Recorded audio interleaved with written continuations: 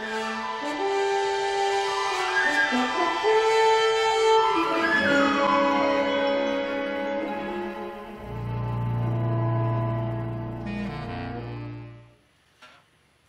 StarLog, April 28th, 2017.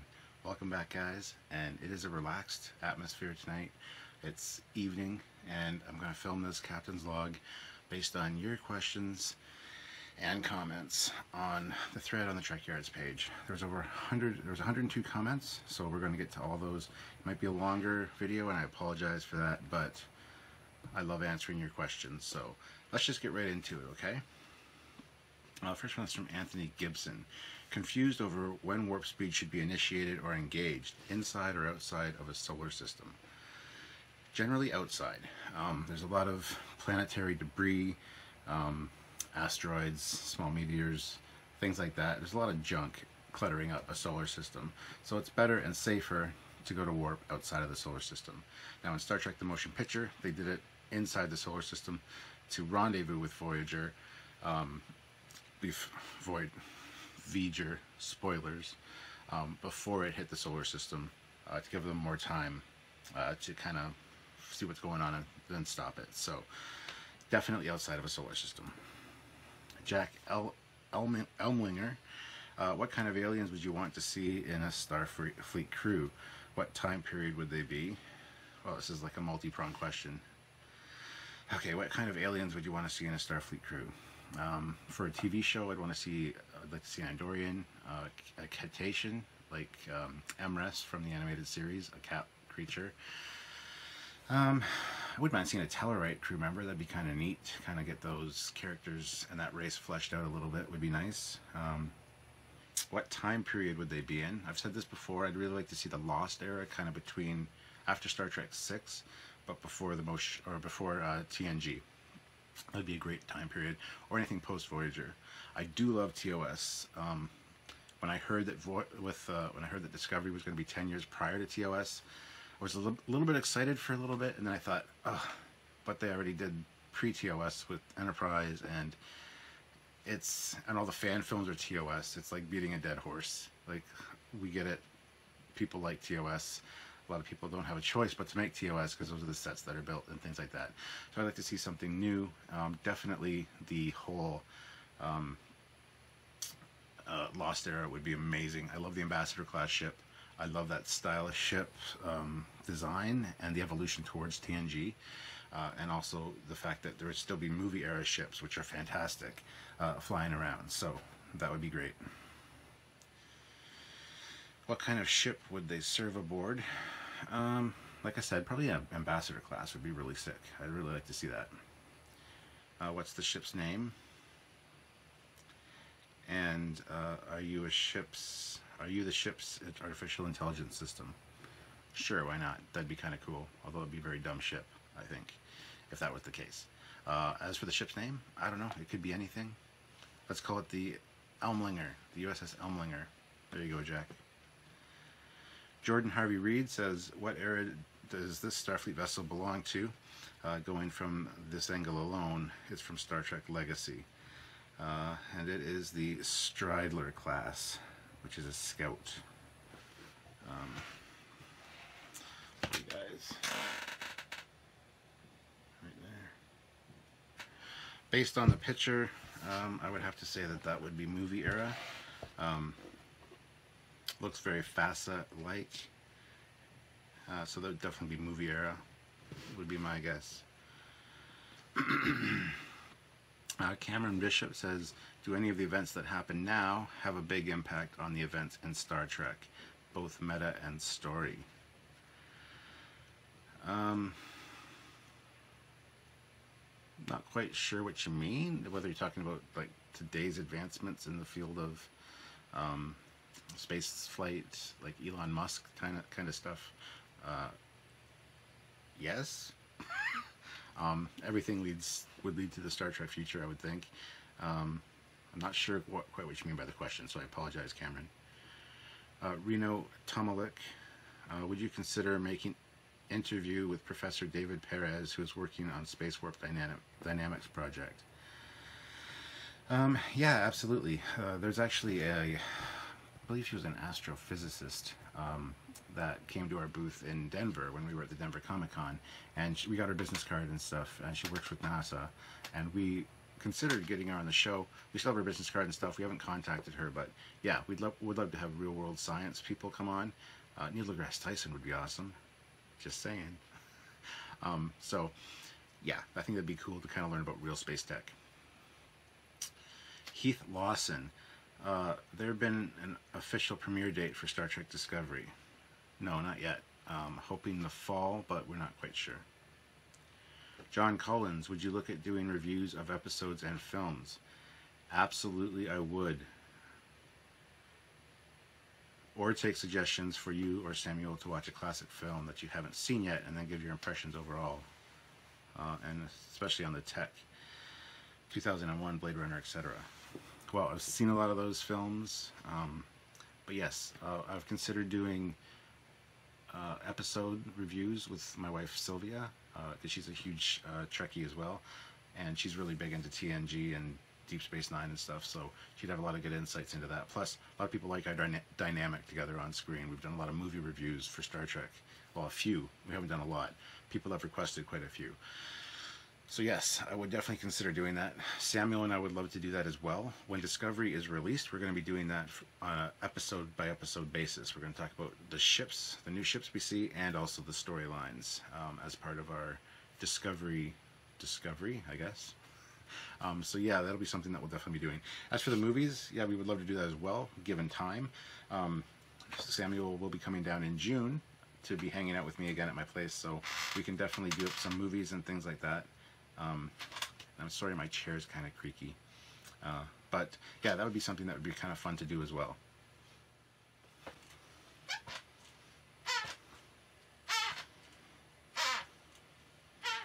Sounds like I'm killing little creatures. I miss my old chair. I'm gonna fix my chair right now real quick. WD-40. Hold on a second, guys.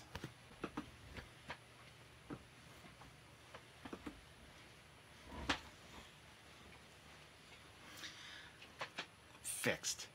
I don't even need an engineer. I can fix my own captain's chair. That's how good a captain I am. No, I don't know. Anyway, let's continue. Aaron Harvey says, in-universe or Trekyards questions, or both? I said anything you think I'd have an opinion on, which is anything. I don't know if he asked another question. He didn't re-comment on that one, so. Damien Klopp. We spend too much time collecting, expanding, and displaying our Star Trek collections. What do you want to happen to yours when you die one day? Hopefully never. Well, thank you. I don't know. I'd like it to go to somebody that would really appreciate it. Star Trek fans love collecting. And I've got a huge collection, as you guys know. So I would hope that my kids, if they're not interested in it, would make sure it gets to the proper people that would really appreciate it and really cherish the Star Trek items for what they are. I know my kids aren't really going to be into it. The youngest one might want a few things. I think they'll all want a little piece of the collection, but overall I think the majority of it will probably, well, Sylvia, my wife, will hold on to it because she's a huge Trekkie herself. But after that, I don't know, to be honest. And really, it's not my problem at that point, right? So, James McGlew. Trek is often accused of technobabble, see Voyager, whole of Season 1, but many of the fans really love the tech aspect, especially ships. What's your thoughts on how to show off new tech, but not to get silly? I don't really have a problem with the technobabble. A lot of the times when Samuel and myself record a video, today we did actually 2 Saturday videos, 2 mission briefings, and did some house cleaning and stuff as far as, Trekyards goes. So we did a lot of recording today, and both of those scripts that we did for the Saturdays had a lot of technobabble. It's really hard to read and get through, so I really feel for the actors that have to do it. But I think technobabble is a perfectly fine way of explaining the tech without getting silly. I mean, they don't say things for the sake of saying them. There's usually a point behind them, and that's what I really appreciate about Star Trek, is the fact that they do that. And it does kind of have it feels like it's real world. Hopefully that answered your question. James McGlew again says, second, if that's okay. While I love the Department of Temporal Investigations, Should there be a ban on time travel for the first season at least? Of Discovery, I would assume, or just any series. Yeah, I do love the time travel aspects of Star Trek, but I do think it's overused quite a bit, especially in Star Trek. But it does work so beautifully, and to see tie-ins with your other favorite series or eras is really nice. I think Discovery, from everything we've seen and from the way that Samuel and myself are speculating on it, I think that it's going to be very much a time travel rich story, hopefully. That should explain a lot of things and keep things interesting. We've also speculated that it could be an anthology, so every season will be a new era, hopefully. Maybe with one ship time traveling to each, or just an overarching story that touches different crews in different eras. I think would be cool. Next is from my friend Michael Freitas. Hey, Captain, do you think a monstrous Federation ship named the Gojira sounds cliche? Michael has done the Romulan Terrorbird, which we have done a Trekyards Originals episode on. If you haven't seen it, check it out. Go to YouTube, type in Trekyards and Terrorbird, all one word. Amazing ship, and he builds them from scratch. He's currently working on a ship called the Gojira, which is based on Godzilla, and it's a huge TNG era, well, I think it's probably post-Voyager era, battleship carrier kind of thing.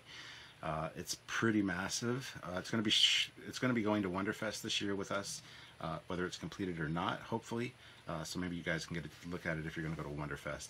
We will do an episode on it at some point. I've been following the build process all along. From the beginning, I got tons of photos on my phone with his progress. And I gotta say, he's brilliant. He does some amazing sculptural work, and the shapes and the lines he comes up with and the things he uses for kit building are amazing. Just everyday items, like lids off of things, and it's amazing. But he's getting it cast all in resin by our good friend Blappy, and so it'll be an amazing ship when it's done. I think it's 1/1400 scale that he's going for, and it's huge.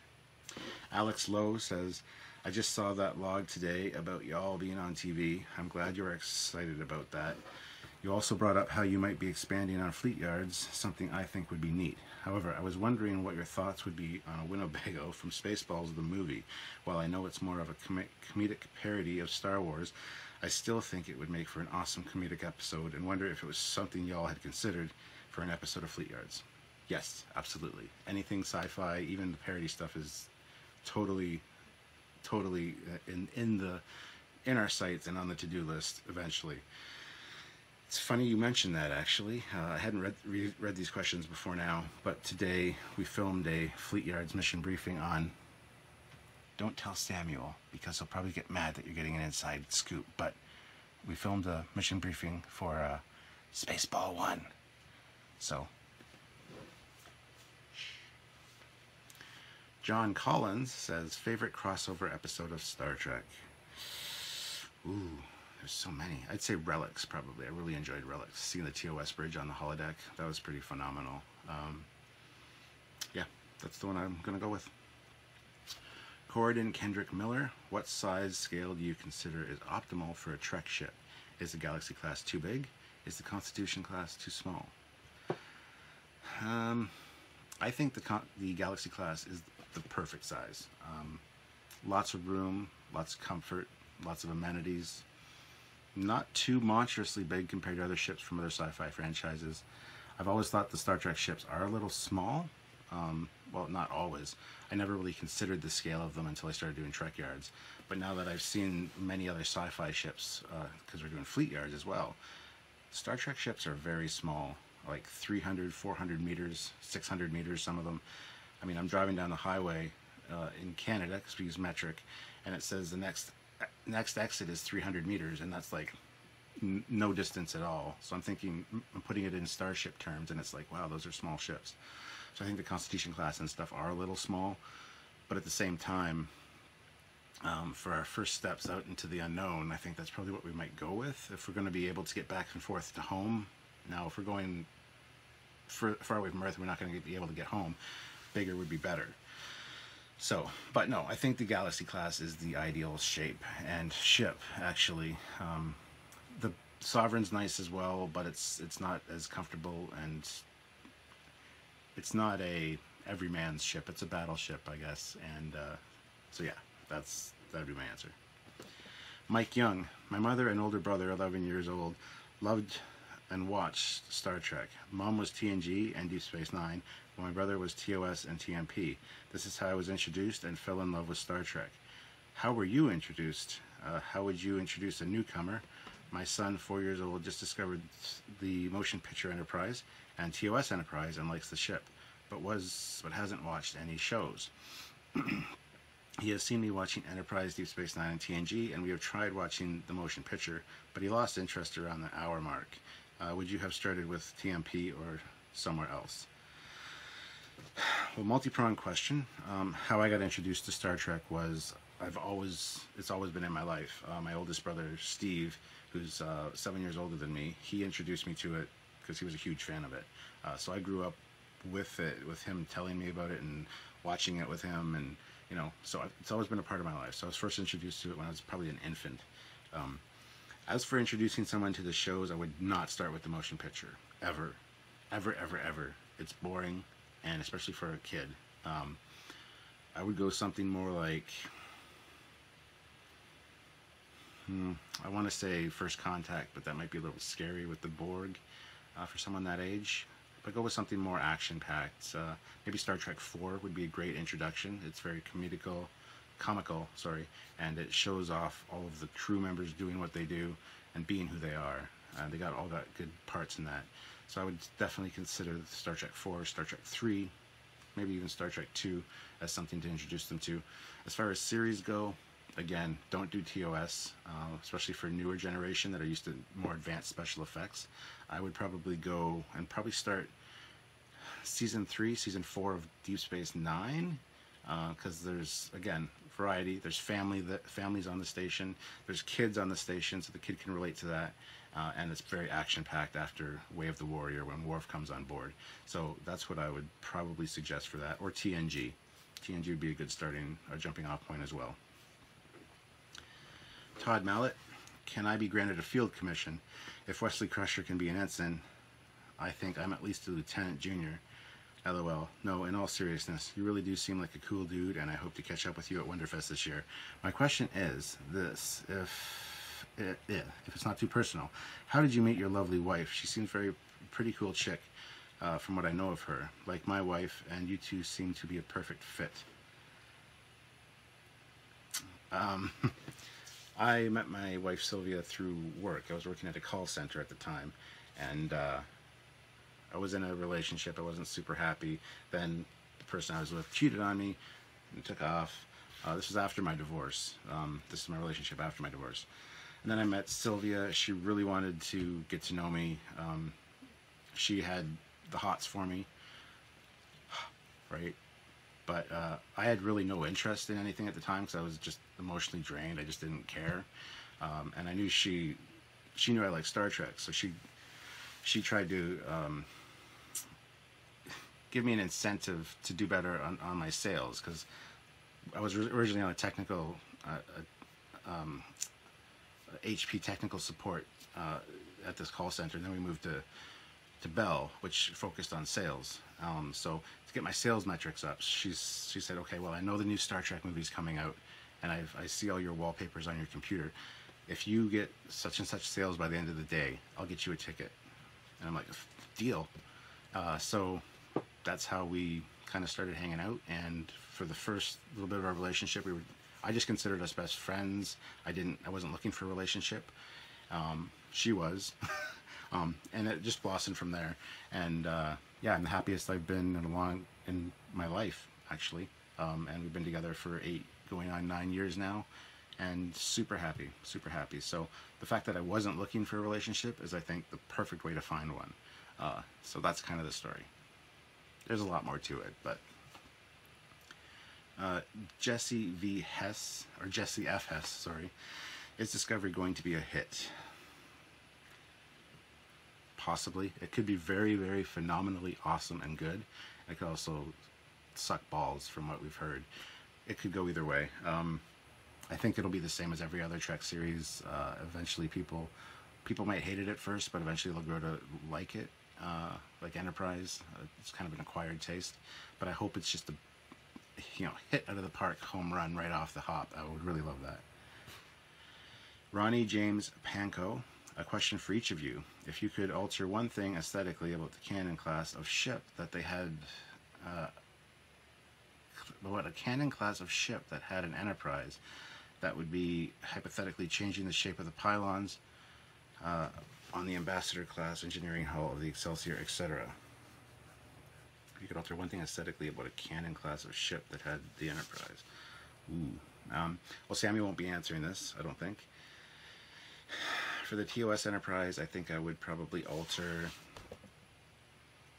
nothing. I would probably light the inner nacelle grills like they were originally intended to be, and I have done that on my 350 model. They glow blue. So that one, the NX-01, I'd probably put the refit with the secondary hull. That's one thing I would include. The refit, probably nothing. It's pretty much perfect as is. Enterprise B, I love it. I'm a huge fan of the Enterprise B, not so much the Excelsior. So I don't know. There's probably things you could tweak and change on that. Maybe the secondary hull, the way it bows out, make it a little bit smaller. Enterprise C, again, I would put an impulse engine right at the back of the saucer section because it's missing that. It's got it lower on the neck, but there's a big empty space at the back of the saucer, which needs another nacelle. A 3 nacelle Ambassador would be awesome, or a big impulse engine. The D, again, I don't think there'd be anything really. The E, they're pretty much perfect as is. I mean, little tweaks to geometry here and there might be something I would play with to see how it looked, but I don't think they really need anything like that. So, Michael John, what's the best way to start my Star Trek collection of ready-built models? Order Eagle Moss. Start with the Eagle Moss stuff. I think would be the best way to go with ready-built. Patrick Steven has 4 questions. Patrick. Number 1, what do you think is the best fan FASA ship? Fan FASA, I don't know. There's so many fan designs. But if you're talking just FASA ships, I'd say the Andor class. 2, when were the Daedalus class ships originally used? Before Enterprise came along? Question mark. Yes. There's originally 12 Daedalus class ships. Actually, I think there may have 5 or 6. There's a book called I can't remember what it's called now. Foundation. Anyway, it's a book about the first Daedalus class to go into service, and those are the ones that are involved in the Romulan War. And it's a vie for position to get a captaincy on one of those because everybody wants that because it's the new ship and it's the big ship. I wish I could think of the name of the book. I have it over there in the bookshelf, but I don't want to grab it right now. Number 3, if you could write a script for TOS fan film, what would it be about? I don't know. That's a good question. Something good, but something not tying into anything else Star Trek. Just something original and good. 4, if you could put one type of carrier on Discovery, which would it be? Again, I don't know. There's some Starfleet Battles carriers that I'd like to see, some TOS designs, which would be fantastic. I can't think of the class names offhand, so I apologize, Patrick, but that would be it. Chris Lord, can you do a design show on the Niagara class? Most sources have her as a 3 nacelle ship, but I have a printed publication that shows her as a 16-deck mini Galaxy.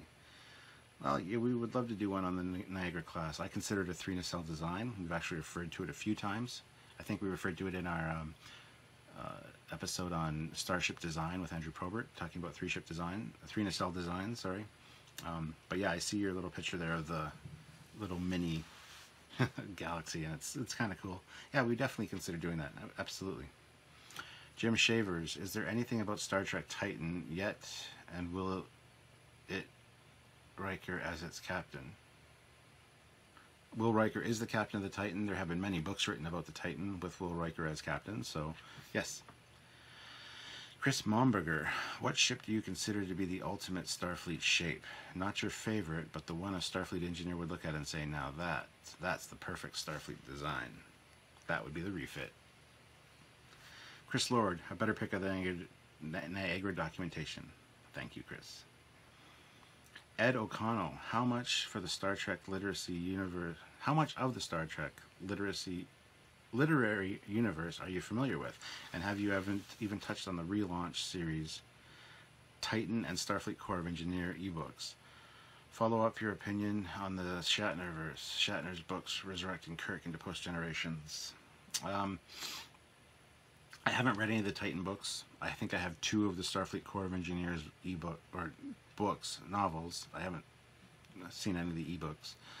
And as for the Shatner books, I have all the Shatner books because I really love the storytelling, which I think is more Judith and Garfield Reed Stevens than William Shatner. But hey, you know.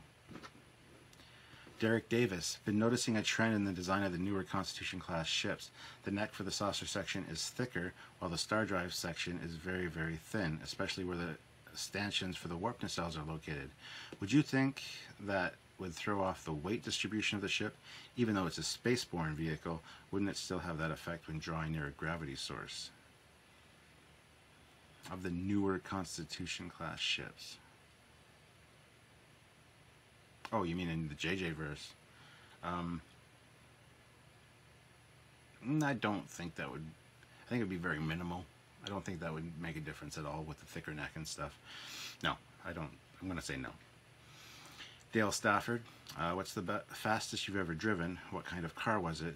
And what were the circumstances? As a teen, I drove a Lincoln Mark 8 at 147 miles per hour on a closed, unfinished freeway. My friend's dad got a new car to photograph for the local paper, and he let us borrow them. I was always maxed out at the top speed in that traffic-free environment. Love your channel. You guys are totally rad. Well, the fastest I've ever been is about, I think it's 198 miles an hour. I don't think I broke the 200 mark, and that was in a Lamborghini Aventador in Vegas. I got to drive it around a track, 5 laps. It was my wedding gift from my beautiful wife and mother-in-law. So I love Lamborghinis, always have, always will, and the Aventador is the cream of the crop right now, and I simply love it. And so there's actually a video of it on the YouTube channel, on Trekyards. If you type in Trekyards and Lamborghini, you'll see them. There's shots from my wife's point of view where I'm driving around in the green Aventador, and there's also the in-car camera, which shows the track and the speedometer and everything, so you can actually see how fast I go. I do believe it's 198, but it could be a little bit more. I haven't really watched the video in a while, so I apologize. But check it out, Trekyards, Lamborghini. You'll find the videos. Watch them. You'll see me driving an Aventador. I also drove an Aston Martin Vantage that day, which is phenomenal as well. So there you have it. Jeff Sichta, why are there braille dots on the drive-through ATM? It's a very good question. I don't know. In case the cab driver that's driving the blind person pulls through the drive-through and drives up so that the back window is, you know, by the ATM, so the blind guy can reach out and punch in his information and get his money. That's why. Jeff Sitchka again. In yesterday's Enterprise, why did the Klingons declare war against the Federation in the alternate timeline instead of against the Romulans, who were the ones who attacked the Klingon outpost on Narada 3? I can understand being aggravated with the Federation if they had a starship nearby that might have helped defend the outpost, but it's the Romulans that they should have had the ass at, not the Federation.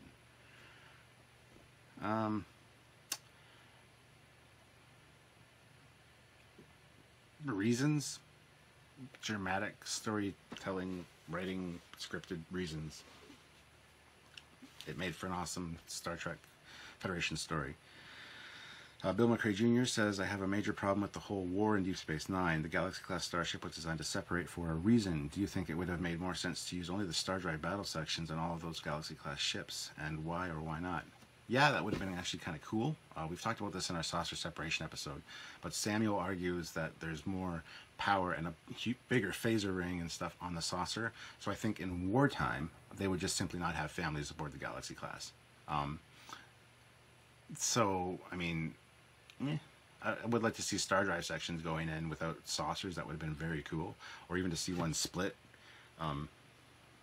You know, the saucer gets damaged or something, let's see it split, and the saucer kind of fall off while the star drive section takes off and starts attacking the squadron of, you know, Cardassians, and the saucer section just kind of fires burning and then just explodes or something. It would have been awesome. Yeah. Gary Kellogg, what about doing fan ships? You have done some TAS and even your own dreadnought, even those Axanar. Why not fan-created ships, as long as they can develop the history and specs and can be shared? We've done many fan ships. We do fan ships for mission briefings occasionally. We do Trekyards originals, which are all fan ships. We even have the designer himself join us for the show.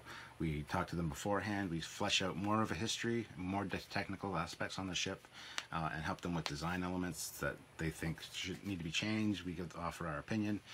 So we help them tweak their own design. We develop the history for them, the tech specs, and then we have them join us on the show to film them. If you haven't checked out a Trekyards original, you have to. We do fan ships all the time.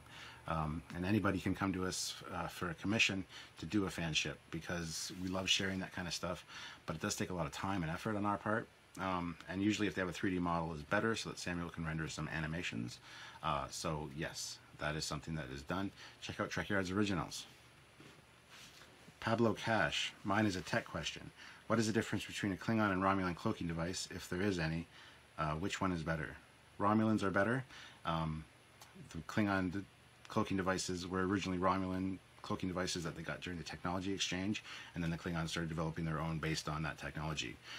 We actually just filmed today, ironically enough, a Saturday episode talking all about the treaty exchange with the Romulans and the Klingons, and it talks all about the cloaking device and things like that. So it's an upcoming episode. There's an upcoming episode on the actual cloaking devices, how they work, and that kind of thing. And then there's also one on the Romulan Klingon trade and technology exchange and alliance of 2267, where the Klingons get cloaking devices and the Romulans get Klingon ship designs and a few other things. It's a good question. Gene Haben, what computer system and program did they use to do the CGI in the Wrath of Khan? I'm sure we all know that there was an error in the program that caused the camera shot to go through the mountain range. So if they manually edited the scene, I have no idea. I'm just not even going to read that. It's a long question, Gene. I have no idea is the answer. Also, this is Gene again. Also, for both the captain and commander, what are your favorite breakfast cereals? I really like Honey Bunches of Oats, but my favorite would have to be Fruit Loops. Totally unhealthy, I know, but it's the way it is. Vincent S. Cambria, what alien animal would you like to have seen on Star Trek that was mentioned in the show but never shown? A Denebian slime devil. Aaron Kroller, when are you going to start doing mission briefings on ships again? Like this month, it seems you only have one done ship. When are you going to do full mission briefings or full episodes on the Excalibur class? We have full mission briefings every Wednesday. Every Tuesday, every Tuesday is Fleet Yards mission briefings. So I don't know what you're talking about exactly. We've only done one ship. No, we haven't done one ship at all. And Excalibur class, we've already done. I think so. No, we haven't. We've mentioned the Excalibur class a few times. We haven't actually. That's a good question. I think we've actually done a mission briefing on the Excalibur class. Just again, go into YouTube if you don't know if you've done a ship. Just type in Trekyards and then the ship name, and it should pop up. If not, we will do the Excalibur class at some point. Absolutely. Vincent S. Cambria, would you ever interview Neil deGrasse Tyson? I actually mentioned that earlier in this video. Yes, we would love to. We're one person away from Neil deGrasse Tyson, so we might be able to get him. Then my friend Dave, who I also talked about earlier, he's the resin model maker. His name's Blappy. That's his nickname. He asked a question here: if a millipede, a pint, and a centipede is a pint and a centipede is a quart, how much would a precipice be? And I just gave him the finger. Todd Mallet, you're at Quark's having a few drinks when some thugs from the Gamma Quadrant start a fight with you. Who's got your back, Spock or Worf? Spock and Worf or Tuvok and Data? I would want Tuvok and Data, absolutely. Daniel Rodriguez, hola, Captain. And then it's all in another language. So I'll translate, hold on. Okay, hey, Captain. When you change the warp scale, when they change the warp scale in episodes of Koth had higher values at warp 10. Agree with I'm going to the warp these simultaneously in the entire universe. Thanks and greetings from Uruguay. I don't understand the question.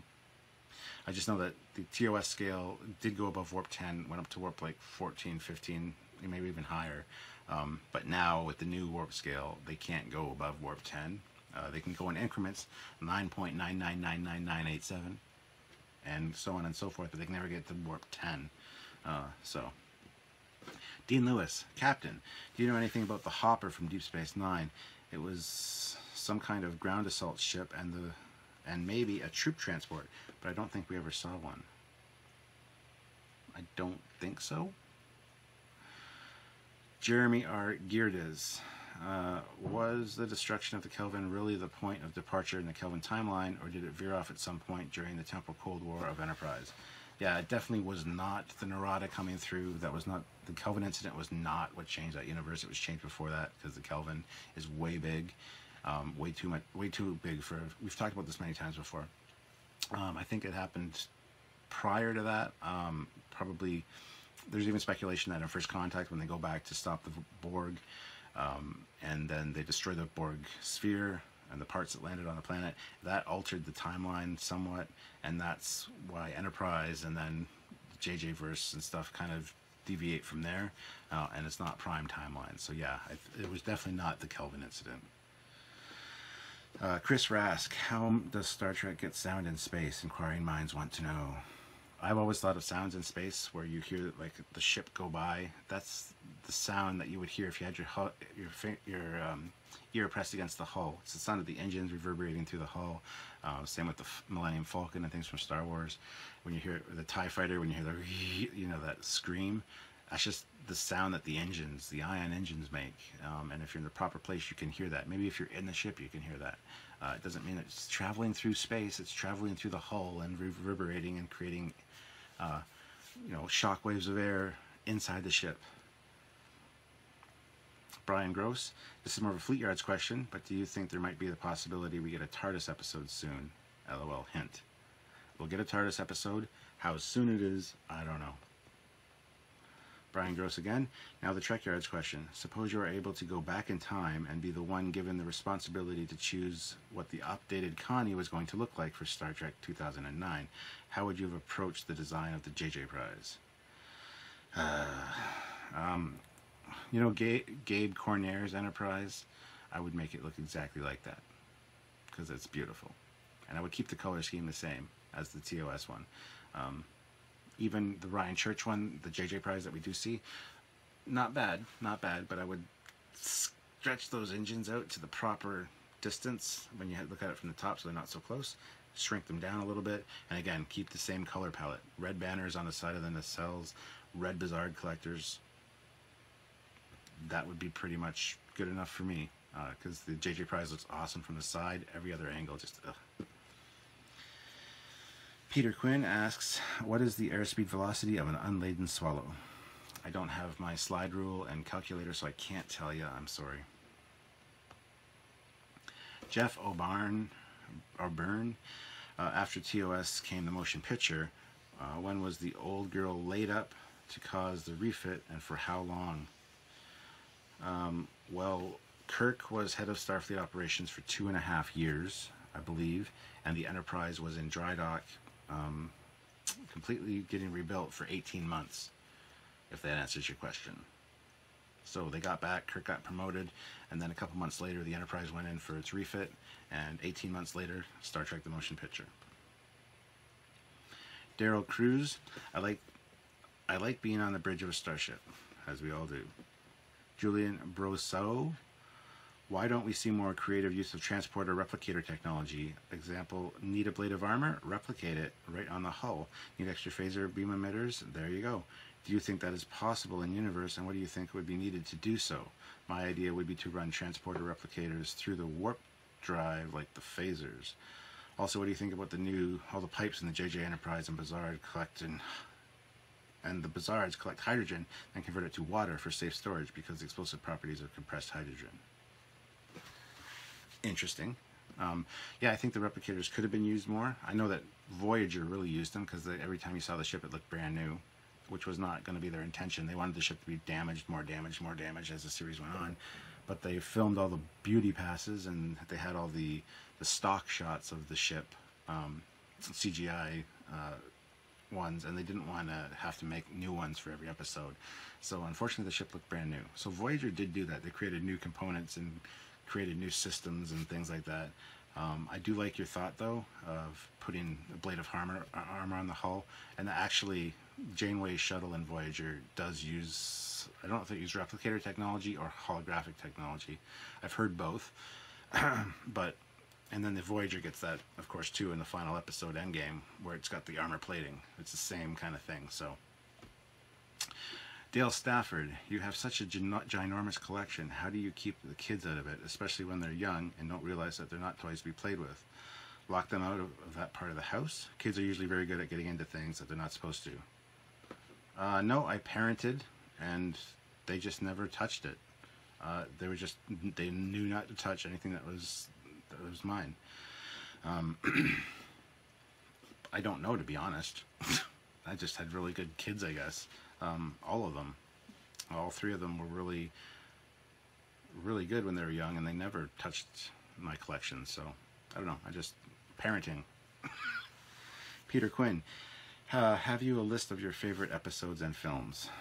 Well, yeah, we've done Trekyards top 10s on favorite films and stuff, so I'm going to have to refer you there. I don't want to have this episode go longer than I really need to, but I think my favorite films would be Star Trek 2, Star Trek 3, Star Trek 6, First Contact, and maybe Beyond I might throw in there. As far as episodes go, there's way too many to list, and I don't have them all in front of me. I would probably miss some, so sorry, Peter. Harry Hughes, what Star Trek Next Generation ship would you like to travel on? Definitely the Galaxy class. I would love to play with the holodecks. I would just walk around those hallways. They're so luxurious. You see little sitting areas with nice comfy chairs, and if you look at the blueprints, there's so many interesting rooms, and there's that 3D walkthrough that we've got where they go through the shuttle bay and you see all the different rooms that way. That would be the one for sure. What is your favorite bridge? Oh, TOS Classic, of course, but aside from that, I would probably have to say Star Trek 6 bridge is nice. I like the Star Trek 5 bridge. Yeah. Steve Scott, what do you think of the Northampton class frigate from FASA? Is it worth a look on Trekyards? The Northampton class is pretty awesome, actually. But yeah, it's definitely worth a look on Trekyards. We will be doing it. We will be doing all the FASA ships and all the Starfleet battleships. So you guys got to stay tuned. Those things are all on the way. We're not running out of ideas for ships. Don't worry about that. There's so many. But the Northampton class is actually one of my favorite FASA designs. So there you go. Mac Curran, what do you think Discovery should do so it doesn't end up like Enterprise and be canceled just as it was getting it right? What I think Discovery should do is stick with what they know and what's been established. Don't invent a race called the Zindi. Don't invent a race called whatever. Use races we have. We've got the Gorn, the Tholians, the Interstellar Concordian, the Andromedans, the Lyrans, the Consintis, the Hydran, the Wind Cluster. There's a whole bunch that were in Starfleet Battles and FASA. Use them. Use the established races. Stick within what we know, and don't go too far outside the box. That's the way to keep your show on the air. Michael Bell, I already used up my A-list material in the first questions and answer video. I said I'm open to B-list questions. Gene again, what's your favorite breakfast cereal? Fruit Loops. Gene again, do you really secretly love GoBots over Transformers? No. Leader 1 and Psykill were pretty cool. So was Phytor. I got Phytor in the other room. I love the GoBots, but they're nothing compared to Transformers. And now Transformers actually owns GoBots, and it's all one franchise now, so no. Stephen John Hills, which Star Trek ship mounted weapon system do you think is the most effective and why? I assume you're talking in canon. I would say probably quantum torpedoes, because they're super uber powerful. I don't know what you mean by that. Yeah, I would say quantum torpedoes if I had to guess. There are others from Starfleet battles and stuff, like tractor repulsor beams and plasmatic pulsar devices and a whole bunch of really funky stuff that is really powerful and really cool the way it's used. And again, those will all be talked about on Trekyards at some point. But I don't think that's what you mean as far as canon goes. There's a lot of cool stuff out there in the Star Trek universe. So, Martin Shepard, if you could do a crossover episode with another sci-fi series, what would it be and why? Are you talking about a Star Trek episode? I think Doctor Who would be nice and kind of neat. We've already got the Doctor Who crossover comic. They've crossed over with X-Men. They've crossed over with Green Lantern. They've crossed over with a whole bunch of other things. Star Trek and Firefly would be cool. Star Trek and Stargate would be awesome.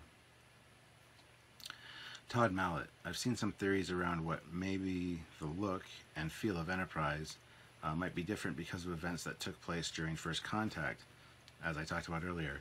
Some changes could have occurred that would really impact changes in the normal timeline. And then he goes on to talk about the Vulcans would have not only detected the Phoenix warp field, but they would have detected the Enterprise as well. All this stuff, and would that and it sums it up by saying, would that explanation be acceptable to you? Yes, I've thought about this for years. I agree. Every time I watch the show with the movie with Sylvia, I'm like, you tell me the Vulcans didn't detect the Enterprise, didn't detect some kind of emission from it? Like, seriously? Plus the transporter beam. Once the Vulcans land, the Enterprise crew beams out. You're telling me that the Vulcan ship didn't detect some kind of anomalous energy pattern, which is very similar to a transporter, and the ship would have been in orbit, so the sensors, I don't know, it just, yeah, I think First Contact altered the timeline and created the JJ-verse, created the Enterprise era, because, yeah, that's where things go wrong. Enterprise and JJ, they're just not right based on the previous prime timeline canon, or not established canon, but side canon. That was developed in FASA and Starfleet battles and things like that. So that's my opinion. It's a lot of you probably think it's wrong, but that's my opinion, and you asked for it. Oh, so 2 more questions, guys. Peter Clark, do you have any interests or hobbies outside of Star Trek? So many. I collect Transformers. I'm a big Sherlock Holmes fan. Got a huge Sherlock Holmes collection. Love the Broadway musical Phantom of the Opera. It's a guilty pleasure of mine. I collect swords. I know 3 forms of sword fighting: fencing, medieval broadsword, and kendo. I used to have a collection of 36 swords, but then I got a divorce and I never got those back. Now I have a collection of probably 20 swords, which I should do a video for and actually put them on my other Captain Foley channel. Speaking of which, at the end of this video, guys, you're going to see a little Captain Foley icon in a circle. Picture of me with my phaser. Click that, because that'll subscribe you to my other YouTube channel where I can show you my other collections and not bog down the Trekyards site with non-Star Trek stuff. So do that for sure. But yes, I have so many more interests. It's not even funny. I spend a lot of money on collectibles and things, and yeah. And then this last comment is from some guy named Stuart Foley. Okay, guys, I think I'll shut down the comments here, as they seem to be plenty. I should be filming this one tomorrow sometime. Look for it on Friday. Well, that was me, and that was yesterday I did it, and I'm filming it today. And I gotta edit it now. and then you'll see it on Friday. Awesome, eh? So that is it, guys. That is my Q&A for this round, I guess. We will be doing this every once in a while. I love getting your input and hearing your questions and answering them. So that was my captain's log for today. This is my iPad. Gotta love the art. The Enterprise on there, you know what I'm saying? So many reflective surfaces and light things here. But, yeah. So there we have it, guys. Hopefully you guys enjoyed that. Hopefully I answered your questions. If I didn't get around to your question, I must have missed it. I think I got them all. And if there is something you want to ask, by all means, put it in the comments section. If I don't see it, because I really don't read the comments all the time, I try to, but when we get busy and when there's a lot of comments, sometimes I miss them. I will be doing another question and answer probably next month sometime. I might make this a monthly thing, kind of an evening with the captain, you know, more subdued lighting, kind of, you know, welcome to my quarters, everyone. Have a seat. What would you like to know about your captain today? Ah, well, back when I was a young lad, I had to warp to Starfleet Academy through the snow, uphill both ways. Ah, yes, the snow was 5 feet high. Sorry, guys. Anyway, hope you liked this video. If you did, please click the like button. Don't forget to subscribe, and don't forget to subscribe to my other channel as well. They will be over here somewhere. And there's also more Captain's Logs to watch. So, see you guys later. Until next time, guys, Captain Foley signing off. Bye-bye.